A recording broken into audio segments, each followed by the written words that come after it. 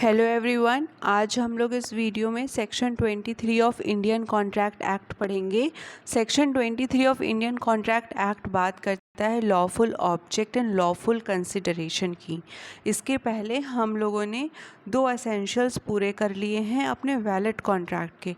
पहला कि parties competent होनी चाहिए, दूसरा कि कंसेंट फ्री होनी चाहिए और फ्री कंसेंट कब नहीं कहलाएगी। ठीक है, तो ये दोनों हम लोगों ने एसेंशियल्स पूरे कर लिए हैं। इसके बाद हमने थर्ड एसेंशियल अपना पढ़ा था कि लॉफुल कंसिडरेशन होना चाहिए एंड लॉफुल ऑब्जेक्ट होना चाहिए। तो इसका सेक्शन 23 आपका डील करता है। यह आपका प्री और मेंस दोनों के पॉइंट ऑफ व्यू से इम्पॉर्टेंट है। सेपरेट क्वेश्चन भी आता है और प्री में सेक्शन भी पूछा जाता है, तो आपको पता होना चाहिए। देखिए, सीक्वेंस से बेयर एक्ट के सीक्वेंस से कवर नहीं कर रहे हैं, टॉपिक के अकॉर्डिंग कवर किया जा रहे हैं प्रोविजंस को। तो अभी हम लोग सबसे पहले कवर करेंगे कि वैलिड कॉन्ट्रैक्ट के लिए क्या क्या असेंशियल एलिमेंट्स ज़रूरी होते हैं, जिसमें आज हम third essential element lawful consideration and lawful object को कवर करेंगे। तो एक कंसिडरेशन या फिर ऑब्जेक्ट को लॉफुल होना चाहिए कोई भी एग्रीमेंट को कॉन्ट्रैक्ट बनाने के लिए। ठीक है, जो एग्रीमेंट है उसका जो कंसिडरेशन है या फिर जो एग्रीमेंट है उसका जो पर्पस है, उसका जो ऑब्जेक्ट है, वो कैसा होना चाहिए? लॉफुल होना चाहिए। तो एक एग्रीमेंट के कंसिडरेशन को या फिर ऑब्जेक्ट को कब लॉफुल नहीं कहा जाएगा? ठीक है, तो पहला पॉइंट है जब वो कंसिडरेशन, एग्रीमेंट का कंसिडरेशन या फिर एग्रीमेंट का ऑब्जेक्ट क्या है? लॉ के द्वारा फॉरबिडन है, लॉ के द्वारा फॉरबिडन है। जैसे कि एक पर्सन है जो दूसरे पर्सन के साथ क्या करता है? एग्रीमेंट करता है कि वो कोई ऑफेंस कमिट करेगा, किसी पर्सन की हत्या करेगा या फिर किसी के साथ फ्रॉड कमिट करेगा, है ना। तो ये कैसे एग्रीमेंट हो गए?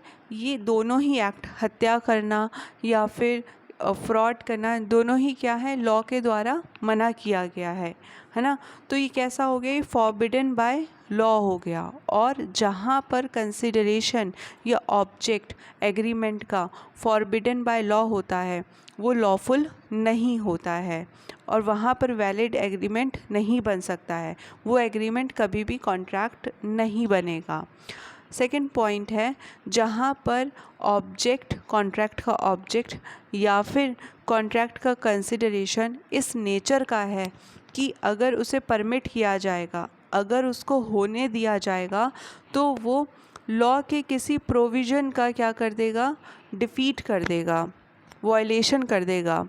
जैसे कि दो लोग एग्रीमेंट करते हैं साथ में कि जो भी वो कमाई कर रहे हैं, जैसे उनका कोई बिजनेस फर्म है और उससे वो जितना अर्न कर रहे हैं ना, उसमें वो टैक्स नहीं देंगे, टैक्स को छुपा लेंगे।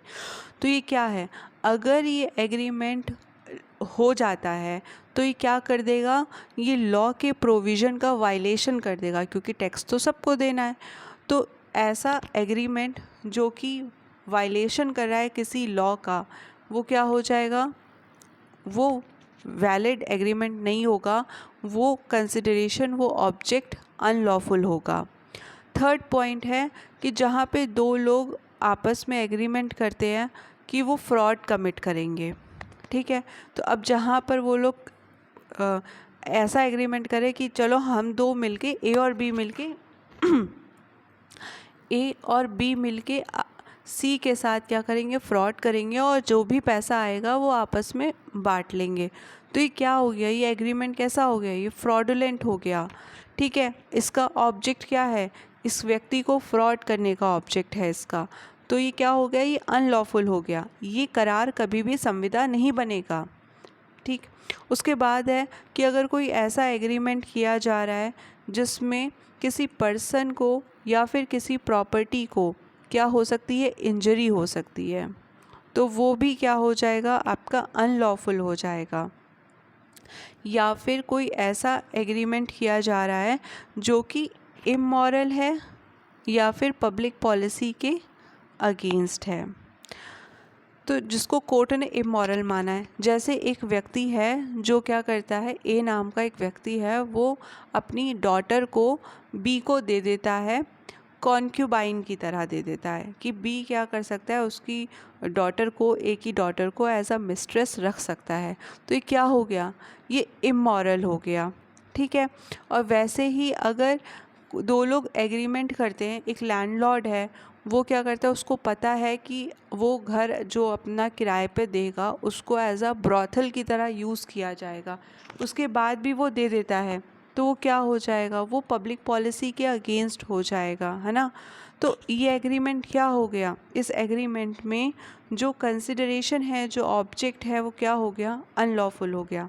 वैसे ही एक क्वेश्चन प्री में पूछा जाता है, मेंस पे भी पूछा जाता है, जहाँ पर एक व्यक्ति है ए नाम का, वो बी से क्या करता है, एग्रीमेंट करता है कि अगर तुम मुझे पैसे दोगे, ठीक है, सपोज़ करो कि 50 लाख रुपीज़ दोगे, तो मैं तुम्हें बदले में क्या दूंगा, गवर्नमेंट जॉब दूंगा, ठीक है।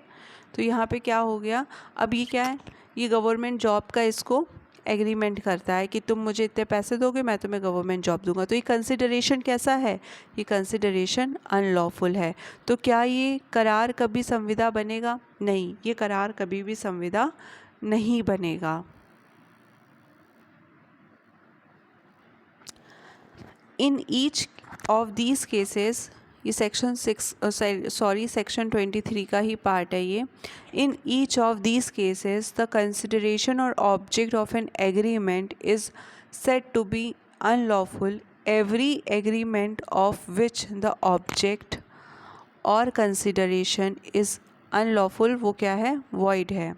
तो कोई भी ऐसा एग्रीमेंट है, करार है, जिसका कंसिडरेशन अनलॉफुल है या फिर उसका ऑब्जेक्ट ही अनलॉफुल है, तो वो क्या हो जाएगा, वो वॉइड हो जाएगा। और इसके बाद एक क्वेश्चन देख लेते हैं जो आपका जुडिशरी के एग्ज़ाम में पूछा गया है।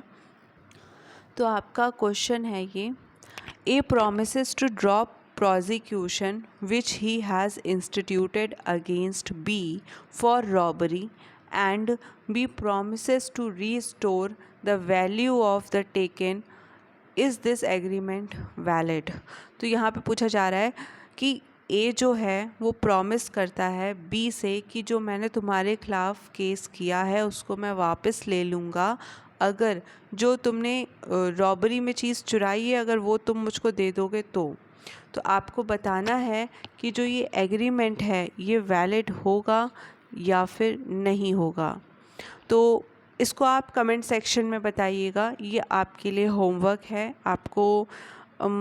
आपको हिंट दे देते हैं कि इसका आंसर आपको सेक्शन 23 के इलस्ट्रेशन में मिल जाएगा, आप वहाँ से पढ़कर इसका आंसर दे सकते हैं। ये बता दूँ मैं आपको, ये पूछा गया है ये क्वेश्चन, तो ये बहुत इम्पॉर्टेंट क्वेश्चन है, आपको तैयार कर लेना है। तो बताइए आप कमेंट सेक्शन में कि यहाँ पर जो ऑब्जेक्ट है या फिर जो कंसिडरेशन है जो भी, वो लॉफुल है या नहीं है, और अगर लॉफुल है तो ये एग्रीमेंट वैलिड हो जाएगा और नहीं है तो वॉइड हो जाएगा। आई होप आपको सेक्शन 23 समझ में आया होगा। वीडियो हेल्पफुल लगता है तो लाइक शेयर सब्सक्राइब ज़रूर करिएगा। Thank you.